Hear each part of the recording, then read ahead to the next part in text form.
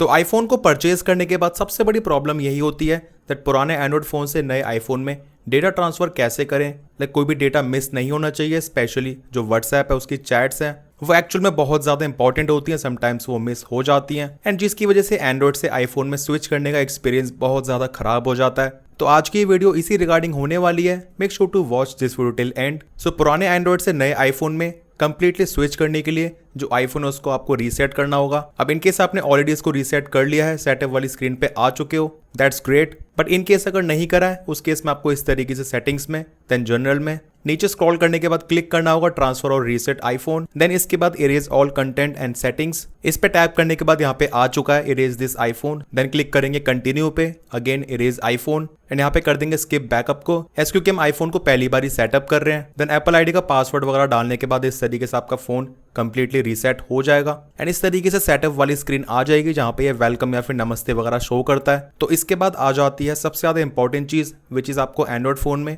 Move to iOS application, इसको install कर लेना है। एंड जो ये वाली एप्लीकेशन है वो स्पेशली एप्पल ने ही डेवलप करी है प्ले स्टोर पे एंड्रॉइड फोन्स के लिए, एकदम ही ऑफिशियल एप्लीकेशन है। एंड इसके बाद आपको जस्ट अपने आईफोन में कुछ सेटअप प्रोसेस करना होगा जिस तरीके से मैं कर रहा हूँ। अब जो ये क्विकली सेटअप आईफोन है ये बेसिकली एप्पल डिवाइसेस के लिए है। सो आपको नीचे क्लिक कर देना होगा setup without another device. Then इसके बाद जस्ट वही कुछ बेसिक चीजें, इसके बाद आ जाती है मेन चीज विच इज वाईफाई। सो आपको उसी वाईफाई नेटवर्क के साथ कनेक्ट कर लेना जिससे आपका एंड्रॉइड फोन कनेक्टेड है, क्योंकि यहाँ पे आपस में कनेक्शन एस्टैब्लिश करेंगे डेटा ट्रांसफर के लिए। सो मैंने अपने आईफोन को उसी वाईफाई नेटवर्क के साथ कनेक्ट कर दिया है। देन अगेन कुछ मिनिमल से setup processes, don't use passcode कर दीजिए। अब आ जाती है मेन चीज which is transfer your apps and data. इसमें हम क्लिक करेंगे फ्रॉम एंड्रॉइड, क्योंकि हम एंड्रॉइड से डेटा ट्रांसफर करना चाहते हैं। देन इसके बाद एंड्रॉइड फोन में ओपन कर लेंगे मूव टू iOS एप्लीकेशन, इसको कंप्लीटली सेटअप कर लेंगे सभी terms and conditions and permissions वगैरह अलाउ करके। यहाँ पे दिख जाएंगे दो ऑप्शंस। अब केबल के थ्रू यहाँ पे जो डेटा ट्रांसफर है वो स्लाइटली फास्टर होता है, बट मैं करने वाला हूँ थ्रू वाईफाई। तो आईफोन में ट्रांसफर विद ऐप, इस पे क्लिक करने के बाद आपको एक वेरिफिकेशन कोड विजिबल हो जाएगा। एंड्रॉइड फोन में क्लिक कर देंगे कंटिन्यू विद वाईफाई पे।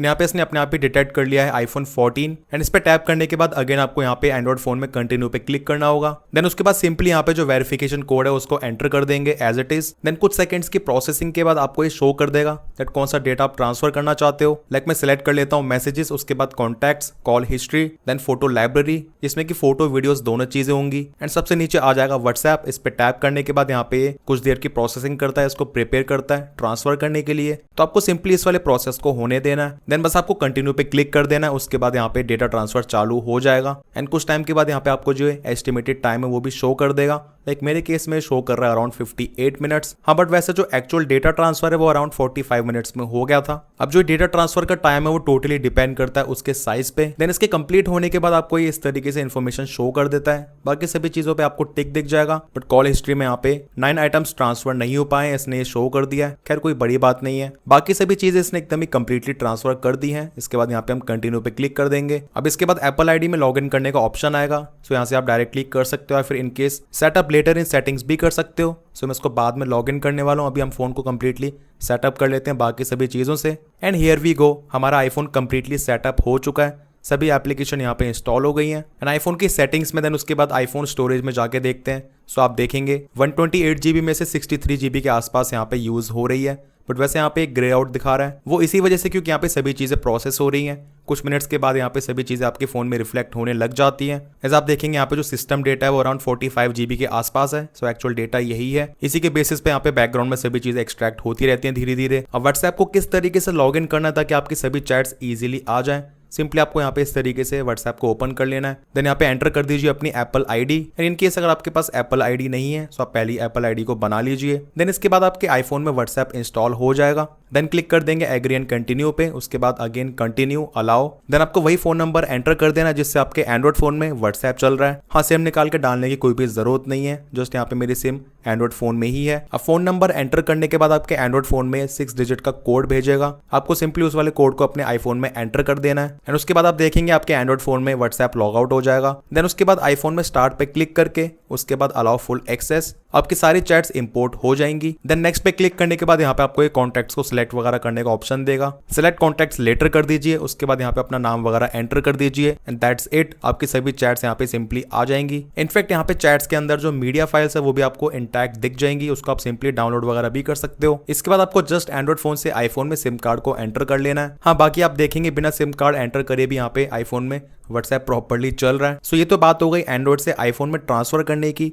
बट इन केस अगर किसी को आईफोन से एंड्रॉइड में व्हाट्सएप को ट्रांसफर करना है, लाइक जो अभी हमने करा उसका रिवर्स, तो उसका प्रोसेस भी काफी ज्यादा इजी है। तो अभी मैं शो करने वाला हूँ आईफोन से एंड्रॉइड में चैट्स को ट्रांसफर कैसे करें। व्हाट्सएप में नीचे प्रोफाइल वाले आइकन पे क्लिक करने के बाद हमें क्लिक करना होगा चैट्स पे, देन उसके बाद transfer chat history, then click कर देंगे एंड्रॉइड पे क्योंकि हम यहाँ पे जो डेटा ट्रांसफर है एंड्रॉइड में करना चाहते हैं। देन क्लिक ऑन कंटिन्यू, उसके बाद अलाउ कर देंगे। अब आपको एंड्रॉइड फोन में व्हाट्सएप को ओपन कर लेना है, उसके बाद agree and continue, phone number enter कर देना है। देन कंटिन्यू पे क्लिक करेंगे, उसके बाद यहाँ पे आपको जो क्यूआर कोड शो होगा उसको आईफोन में स्कैन कर लेना है एंड जो लोकल नेटवर्क है उसको ज्वाइन कर लेना है। आफ्टर दैट अगेन आपको अलाउ पे क्लिक कर देना है। देन आप देखेंगे आईफोन में ट्रांसफरिंग एंड एंड्रॉइड फोन में रिसीविंग दोनों चालू हो जाएंगी एंड कुछ देर के बाद सारी चैट्स आपकी एकदम ही इजीली ट्रांसफर हो जाएंगी एंड्रॉइड फोन में। एंड आईफोन में डन पे क्लिक करने के बाद आप देखेंगे जो व्हाट्सएप है वो लॉग आउट हो चुका है एंड इस टाइम पे जो एंड्रॉइड फोन है वो सभी चैट्स की प्रोसेसिंग कर रहा है एंड कुछ देर प्रोसेस करने के बाद आपको अगेन यहाँ पे अपना नेम वगैरह एंटर कर देना है एंड हियर वी गो, सभी चैट्स आपकी सिंपली आईफोन से एंड्रॉइड फोन में आ चुकी हैं।